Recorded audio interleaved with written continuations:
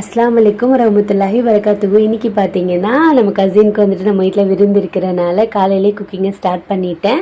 இந்த நெய் பார்த்தீங்கன்னா நம்ம ரோட்டில் விற்றுட்டு வருவாங்கள்ல, அவங்ககிட்ட தான் வாங்கினது. இது குக்கிங்க்கெலாம் யூஸ் பண்ணிக்கலாம், ஆனால் பாப்பாக்கெலாம் அவ்வளோவா கொடுக்க முடியாது. சரின்னு சொல்லிட்டு ஸ்வீட் செய்ய ஸ்டார்ட் பண்ணிட்டேன். காலையிலே ஸ்வீட்டோடு ஸ்டார்ட் பண்ணுவோன்னு சொல்லிட்டு ஃபஸ்ட்டு வந்துட்டு கேசரி தான் ரெடி பண்ணிக்கிட்டு இருந்தேன். அப்புறம் வந்துட்டு மட்டன் பெப்பர் சிக்கன் வந்துருச்சு. மட்டன் வந்து பெப்பர் போட்டு செய்வோம்ல, அந்த மாதிரி செஞ்சுட்டேன்.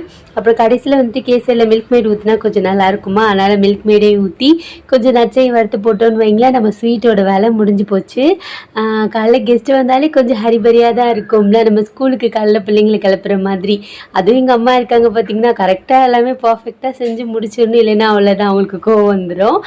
அது என்ன சொல்கிறது, அந்தந்த டைமில் அந்தந்த வேலையை அவங்களுக்கு முடிச்சிடணும், பர்ஃபெக்டாக இருக்கணும், லேட் ஆகக்கூடாது. அம்மா, அண்ணன் எல்லாருமே, சின்னம்மா எல்லாருமே வந்திருந்தாங்க நம்ம வீட்டுக்கு.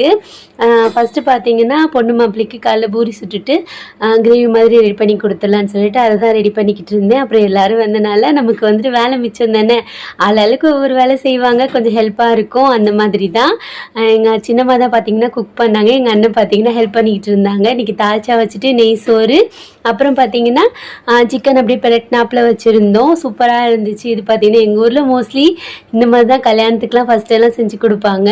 இப்போ தான் பிரியாணிக்கு மாறியாச்சு இல்லை. இந்த வேலையெல்லாம் முடிச்சதுக்கப்புறமா கடைசியில் சாப்பாடு வச்சாச்சு. ஏன்னா சாப்பிடும்போது நல்லா சூடாக இருக்கும்ல, அதனால தான் செம்மையாக மலமலன்னு வச்சுட்ருக்கா. செம்மையாக நெய் சோறு ரெடி ஆயிடுச்சு. அவ்வளோதான், எல்லோரும் உட்காந்து அல்ஹம்துலில்லாஹ் சூப்பராக சாப்பிட்டு முடிச்சிட்டோம். இன்றைக்கி டே பார்த்திங்கன்னா இப்படி தான் இருந்துச்சு. அதனால தான் பார்த்திங்கன்னா நேற்று எடுத்த வீடியோ, முந்தா நாள் எடுத்த வீடியோலாம் எடிட் பண்ண டைம் இல்லை. இன்ஷால்லாம் வந்துட்டு எடிட் பண்ணிவிட்டு அப்லோட் பண்ணுறேன். கொஞ்சமாக தயிர் பச்சடியும் பிசைஞ்சாச்சு. இன்றைக்கி நம்ம வீட்டோட விருந்து பார்த்திங்கன்னா அல்ஹம்துலில்லாஹ் சூப்பராக போச்சு.